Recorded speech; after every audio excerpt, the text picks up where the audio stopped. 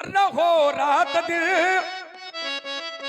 संसार में दो प्रकार के लोग हैं, एक आशावादी, दूसरे निराशावादी। आशावादी मैं सब कुछ कर सकता हूं, निराशावादी ये हमसे ना हो पाएगा। तो ये हमसे ना हो पाएगा, ये वाला जीवन किसी को जीना नहीं है। मैं सब कुछ कर सकता हूं, ये वाला जीवन जियो। और जब ये वाला जीवन जियोगे तो न सब कुछ तो कुछ न कुछ तो इतना कर ले जाओगे जितने में तुम्हारा, तुम्हारे माता पिता का, तुम्हारे गांव का, तुम्हारे क्षेत्र का, तुम्हारे जनपद का नाम हो जाएगा। इसका जीता जागता प्रमाण है। पूछो क्या? रस्सी है ना, कोमल होती है, पत्थर कठोर होता है, लेकिन रस्सी भी जब पत्थर से संघर्ष करती है तो पत्थर पर भी अपना निशान बना देती है। इसलिए मेरा कहना है कि तप भी दीप आशा जलाए, रहो रात दिन। और कुछ हमारे देश का भी यही दुर्भाग्य रहा है। अभी तक अपने देश के जो राजा होते रहे वे राजा निराशावादी होते रहे। अभी तक अपने देश के जो राजा होते रहे वे राजा निराशावादी होते रहे। लेकिन अब कोई एक राजा ऐसा है जो राजा निराशावादी नहीं है, आशावादी है। आशावादी है, उसी का परिणाम है कि आज चांद पर तिरंगा लहरा रहा है। राजा आशावादी है, उसी का परिणाम है कि आज चांद पर तिरंगा लहरा रहा है। विश्वास मानिए, राजा वही होते निराशावादी वाले तो चांद पर तिरंगा होता चाहे ना होता, लेकिन अब तक तिरंगे में चांद जरूर लग गया होता। इसलिए मेरा कहना है कि दीप आशा जलाए, रहो रातों दिन। तो ये मरुभूमि कान ये नदन बने, जग विविधता भरा एक महासिंधु है। विविधता जड़ चेतन गुण दोष में विश्व कीन करतार। जड़ है तो चेतन है, गुण है तो दोष है, हानि है लाभ है, जीवन है मरण है, यश है अपयश है, दिन है रात है, सज्जन है दुर्जन है, अच्छे हैं बुरे हैं, यज्ञ कराने वाले हैं तो यज्ञ में व्यवधानों डालने वाले हैं, रामलीला देखे वाले हैं तो कुछ नाचो देखे वाले हैं। तभी तो कह रहा हूं कि जग विविधता भरा, अलग अलग विचारधारा है। अब तुम लोग घबराना हो नहीं, तुम लोग कभी चिंता न करो, घबराने की जरूरत नहीं है। क्यों? क्योंकि हर एक सभा में आज भर थोड़ी, यह तो जब से धरती बनी है तब से ये योग बना रहा है।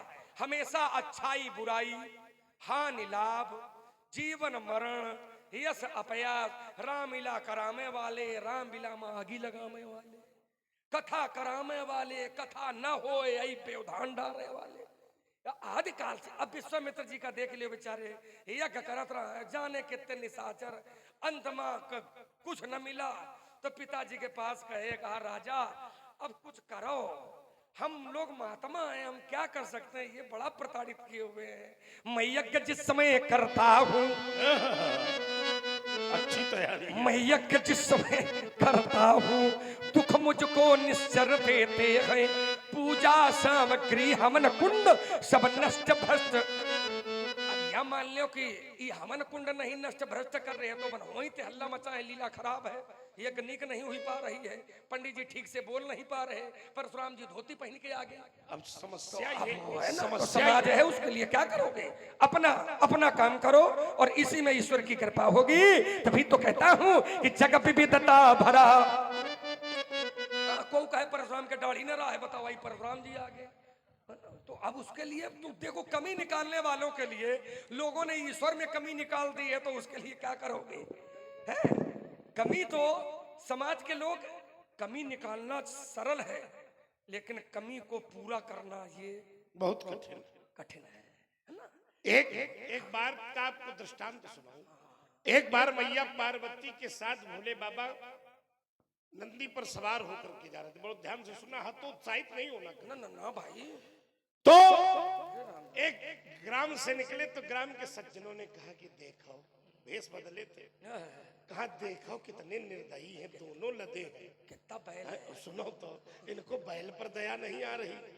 तो भोले बाबा ने कहा बात ठीक कह रहे हैं, आप देवी जी आप बैठी रहो, हम पैदल चल रहे हैं। दूसरे गांव पहुंचे तो कुछ औरतें जल भर रही थी। हाँ, बोले देखो इसको शर्म नहीं लगती, अपने पति को पैदल चला है, स्वयं गाड़ी में चढ़ी है। तो माता जी को लगा कि नहीं ये ठीक कह रही है।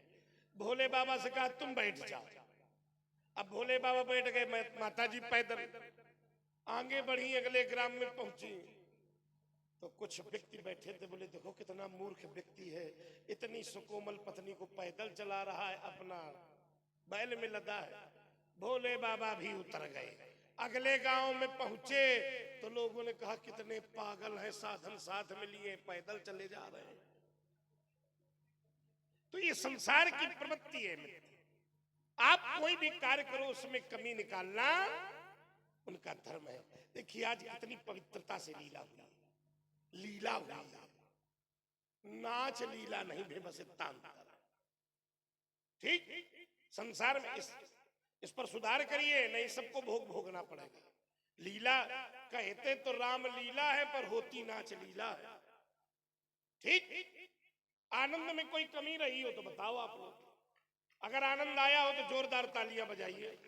बस समस्या ये है कि हम अब कुछ लोग वही वाले आए तो क्या करिए, वो जहां दुई अंदर के गिलासों में जो डूबे फिर न उबरे जिंदगानी में, और कितने बह गए इन बोतलों के बंद, तो मामला तो वही दिखाएगा। फिर आप लोग, मैं फिर एक निवेदन आज करके जा रहा हूं, अब जितने दिन लीला हो आप लीला के प्रसंगों में नृत्य कराइए, कोई समस्या नहीं है, लेकिन ऐसा नृत्य न कराइए कि आपकी बहन और आप माता पिता के साथ बैठकर उस नृत्य को न देख पाए।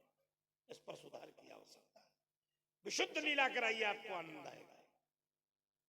चलिए व्यास जी, हमारा और इनका संवाद चल रहा है, और इस संवाद को शास्त्र से भी जोड़ा जाए आपके अनुसार कैसे।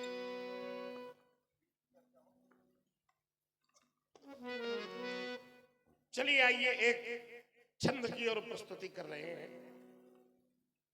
क्यों भाई, हम लोगों को कई बजे तक करना है ये भी बता दो थोड़ा सा।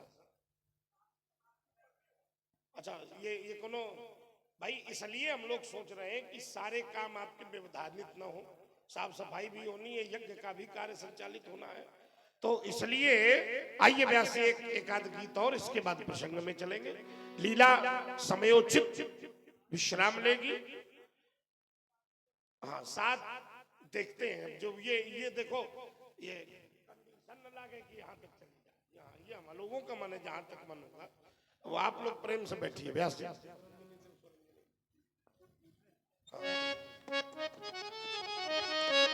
राजकुमार लक्ष्मण ने कहा, आप लोग विचार करिए जितने लोग बैठे हो। राजकुमार लक्ष्मण कहता है कि हमारे देश के राजा आशावादी हो गए हैं, इसलिए चांद पर तिरंगा है। बहुत भाव से सुनिए, हम आपको बड़े भाव से परोसेंगे। अगर आशावादी राजा न होते तो चांद पे तिरंगा न होता, तिरंगे में चांद हो जाता। नहीं होता। क्यों नहीं होता? क्योंकि मेरे देश की माताओं ने उन वीर कुमारों को जन्म दिया है जो देश की सीमा पर खड़े होकर के अपने देश की रक्षा के लिए अपना सर्वस्व न्यौछावर कर देती है। आपको एक सत्य घटना सुना रहा हूं। एक माता के एक ही बेटा था, देश पर संकट आया, माता ने अपने बेटे को देश की सेवा के लिए बेच दिया। चूंकि बेटा एक ही था, रोज आरती का थाल सजाकर खड़ी हो जाती, आज मेरा राजा बेटा लौटेगा, आज मेरा राजा बेटा लौटेगा। और एक दिन उसी माता ने देखा, क्या देखा व्यास जी, कि 4 कंधों पर लदा हुआ तिरंगे के कफन में लिपटा हुआ उसका लाल चला रहा है। उस मां के हाथों से आरती की थाल छूट गई, माता रोती बिलखती हुई जोर जोर से रुदन करने लगी। मोहल्ले के लोग इकट्ठे हो गए, मां क्या हुआ? आज उस मां के मुख से जो शब्द निकले हैं, किसी कवि ने अपनी लेखनी पर पिरोया है। क्या कहती है वो मां?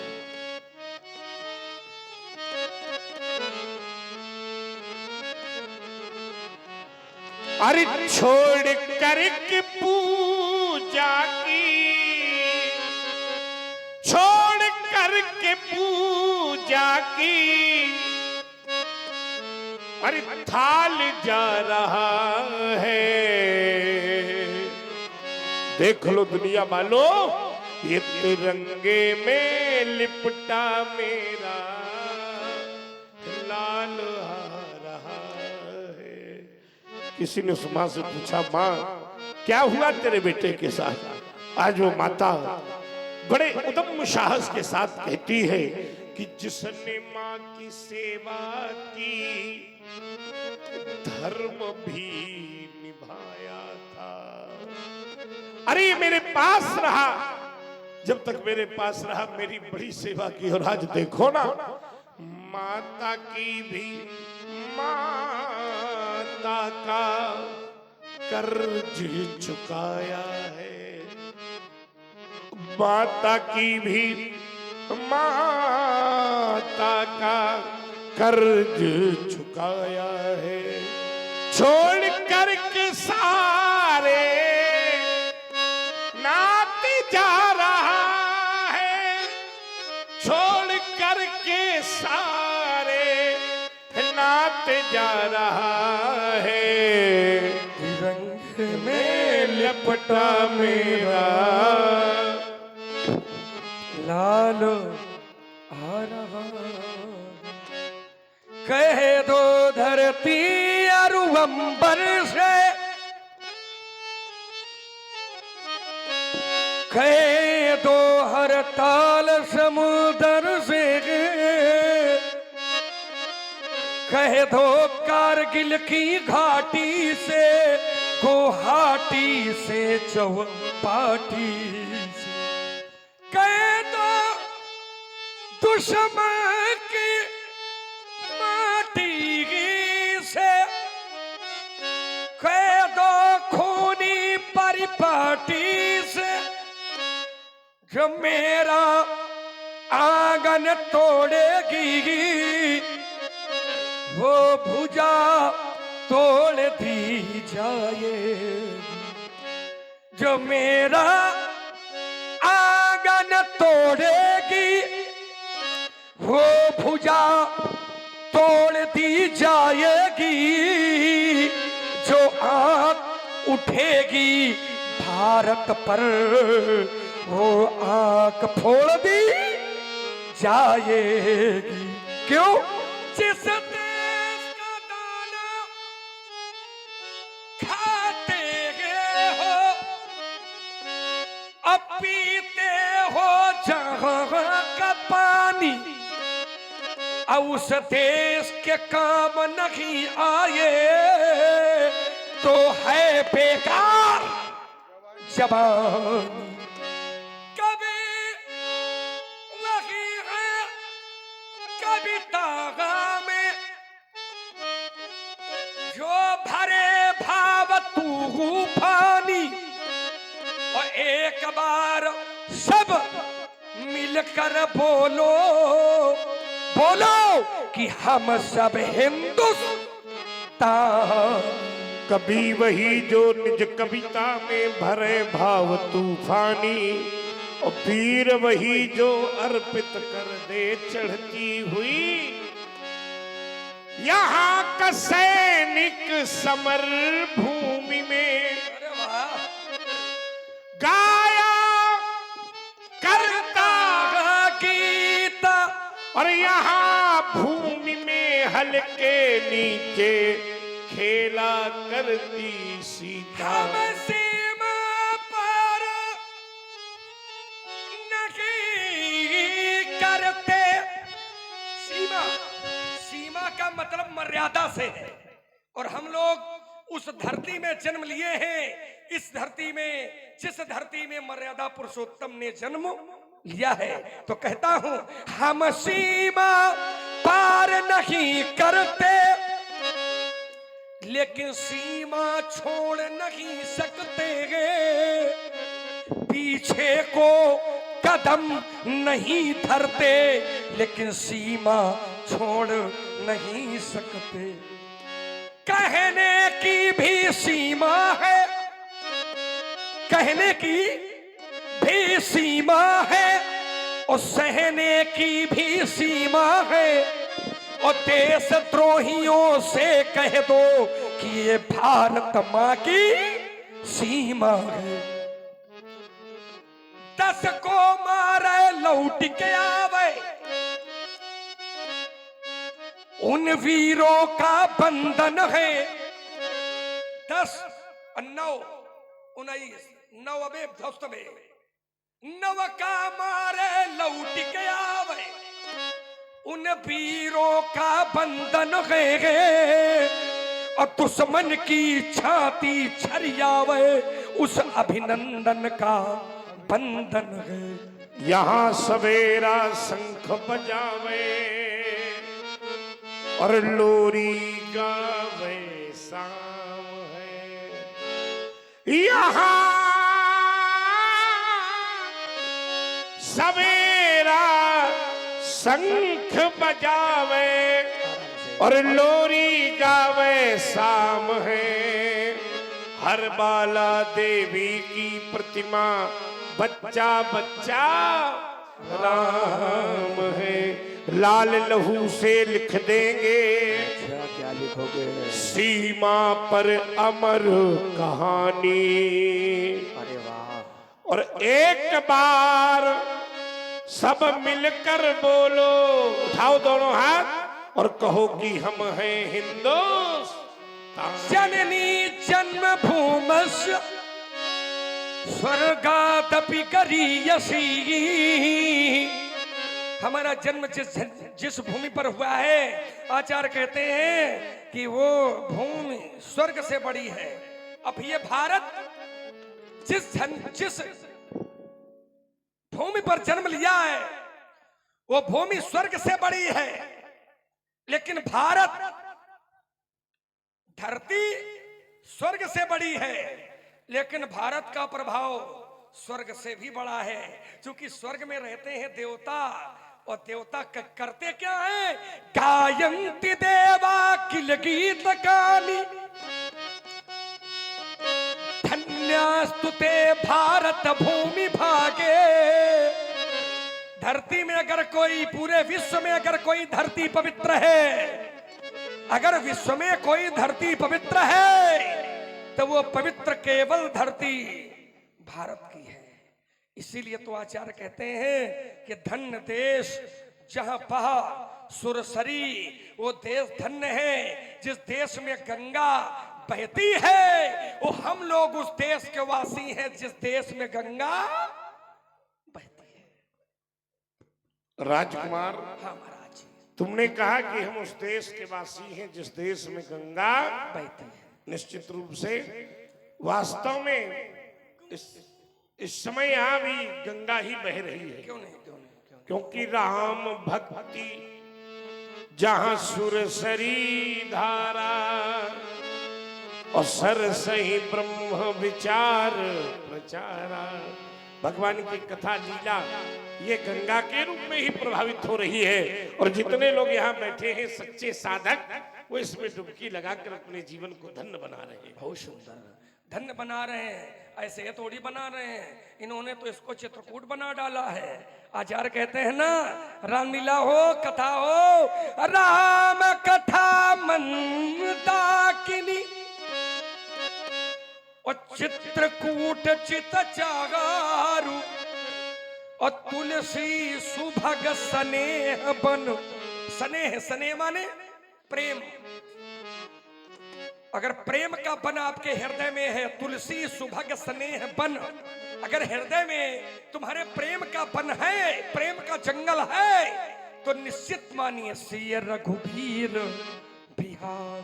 उस जंगल में राम जी माता जी के समेत विचरण करेंगे, इसमें कोई प्रश्न चिन्ह नहीं लगा सकता है। लेकिन करेंगे तभी जब प्रेम होगा।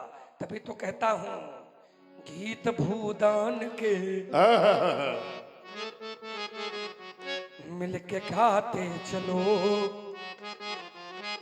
खर्च का है गाना। गीत भूदान के गीत भूदान के बहुत सुंदर मिल के गाते चलो, प्रेम की ज्योति घर घर जलाते चलो। भूमि मेरी नहीं, भूमि तेरी नहीं, फिर क्या है? भूमि माँ है मनुज की ये चेरी नहीं, इसकी छाती से सोना उगाते चलो, और गीत भूदान के मिलके गाते चलो। राजकुमार कहता है भूमि मेरी नहीं, भूमि तेरी नहीं, भूमि माँ है किसी की ये चेरी चेरी नहीं। हाँ, इसलिए व्यास जी हमारा भी कहना है, क्या कहना है? फूलों की सैया तज कर, अच्छा अच्छा अच्छा अच्छा। जो कांटों का पथ अपनाता, वह ही मानो इस अवनी में नर से नारायण बन जाता। राजकुमार, अरे तुम पथिक हम पथ प्रदर्शक, साथ क्या मेरा तुम्हारा, तुम सहारे हो दूसरों के, और मैं स्वयं जग का सहारा।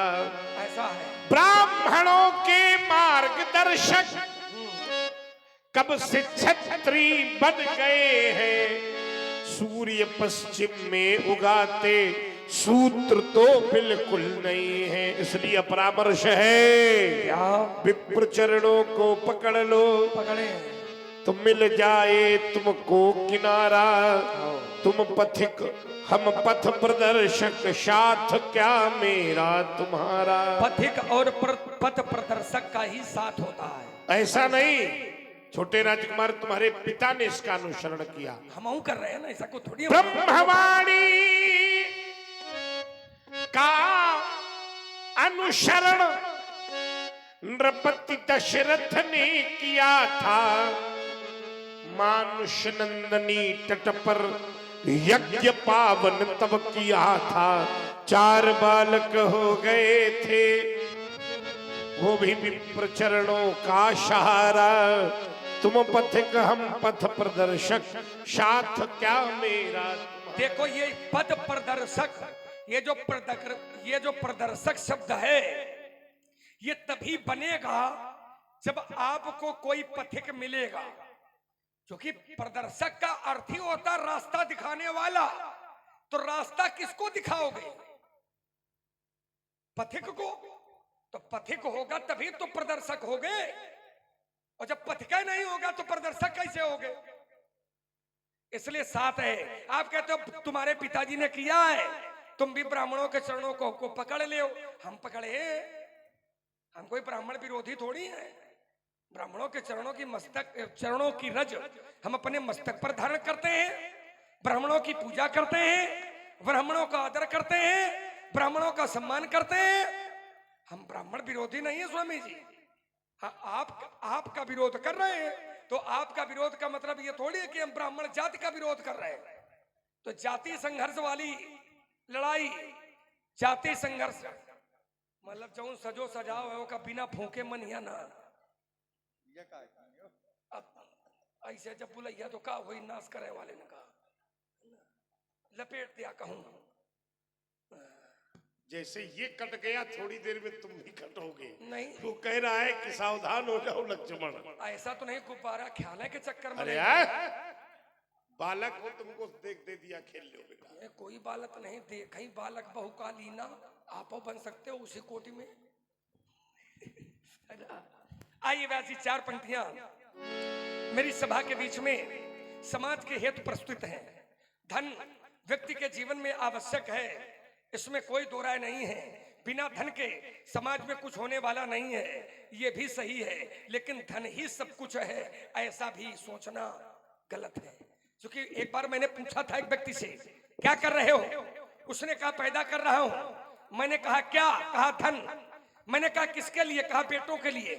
बेटे बड़े हुए, वो भी उसी में लग गए। हमने कहा तुम क्या कर रहे हो?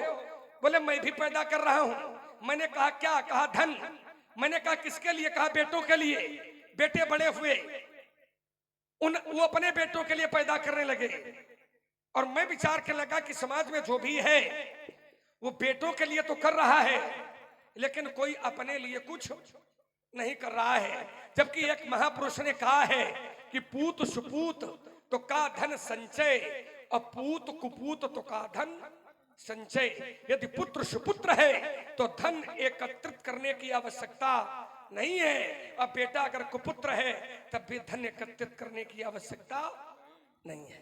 आइए 4 पंक्तियां सभा के बीच में प्रस्तुत हैं। वो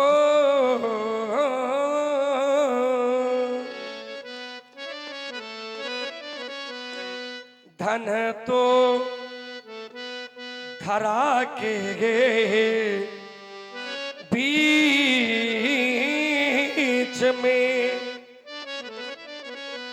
सबका धरा रह जाएगा।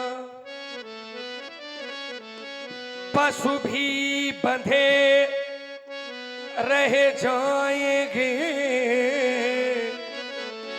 जब अंत का दिन आएगा। नारी लगे प्यारी तुम्हारी। एक बात बताएं, जब हम संसार में आए थे तो पहला स्नान दूसरे लोगों ने करवाया था, और यह सुनिश्चित है कि जब हम लोग यहां से जाएंगे तो अंतिम स्नान भी दूसरे ही करवाएंगे। तभी तो मेरा कहना है, नारी लगे प्यारी तुम्हारी, तुम्हें देखती रह जाएगी। जिस देह पर तू गर्भ करता धूल में मिल जाएगी। वैभव तुम्हारा इस जगत में काम कुछ ना आएगा, सब कुछ यहीं रह जाएगा जब अंत का दिन आएगा। क्यों? आचार्य कहते हैं राजा रहा है न रानी रहेगी यहाँ, वो ये भवन न रहेंगे न कोई छानी रह जाए, हम भी ना रहेंगे और तुम सब भी ना रहोगे यहाँ। कहने को केवल कहानी रह जाए। और जो मैं कह रहा हूं ये ना, ये कौन ही कौन ऐसा है जानो विदित संसार। कौन ऐसा है जो नहीं जानता है? सब जानते हैं। आए हैं, एक न एक दिन हमको यहां से जाना होगा, ये जानते सब हैं, लेकिन मानता कोई नहीं है। जानते सब हैं कि हम आज आए हैं कल चले जाएंगे, लेकिन मानता कोई नहीं है। अरे आज आज भाई भाई के खून का प्यासा बना बैठा है। काहे के लिए? काहे के लिए? केवल संपत्ति के बंटवारे के लिए, जमीन के छोटे से टुकड़े के लिए, भाई भाई के खून का प्यासा बना बैठा है। काहे के लिए? संपत्ति बंटवारे के लिए। एक महापुरुष ने कहा, अरे मित्रों, भगवान ने जो भाई बनाया है ना, ये भाई का निर्माण संपत्ति बंटवारे के लिए नहीं होता, भाई का निर्माण विपत्ति के बंटवारे के लिए होता है। भाई का निर्माण विपत्ति के बंटवारे के लिए होता है। संपत्ति के बंटवारे के लिए नहीं होता। लेकिन फिर भी अगर तुम्हारा मन कहे तो संपत्ति का बंटवारा कर लो, मन कहे तो घर का बंटवारा कर लो, मन कहे तो खेतों का बंटवारा कर लो। लेकिन मित्र, कभी भाई और भाई के दिलों का बंटवारा मत होने देना, क्योंकि जहां भाई और भाई के दिलों का बंटवारा हो जाता वहां रक्त की नदियां बहती हैं। और केवल इतना कहूंगा कि मित्र, क्यारियां उजड़ जाएंगी, क्यारियां उजड़ जाएंगी, खिले हुए गुलशन एक दिन बिखर जाएंगे। रहना है तो रह लो प्रेम से 4 दिन, वरना एक दिन हम सब यहां से बिछड़ जाएंगे। को नहीं जान विदित संसारा, कौन ऐसा है जो नहीं जानता। को नहीं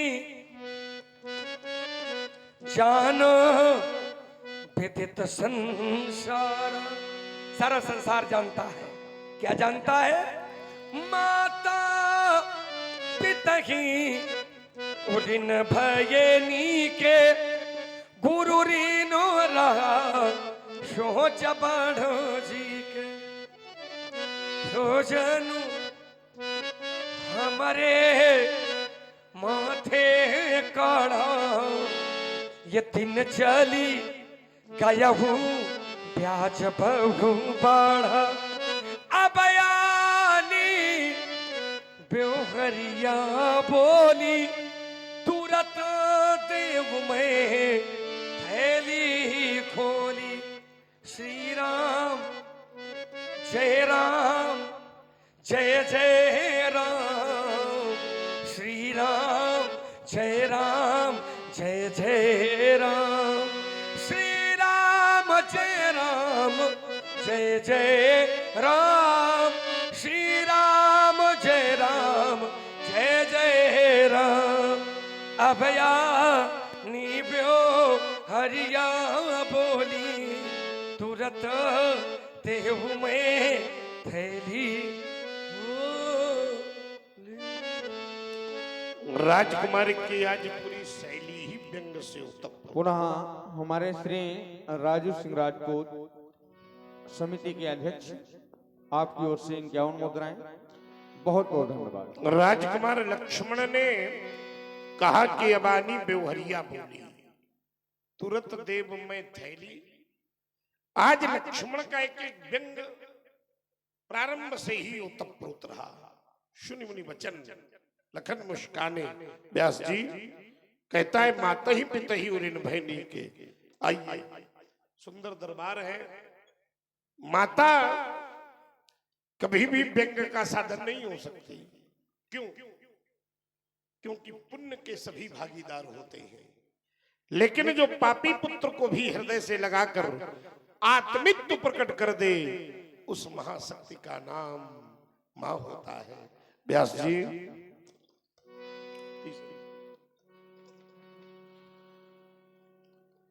क्योंकि ओम जब मैं छोटा सा था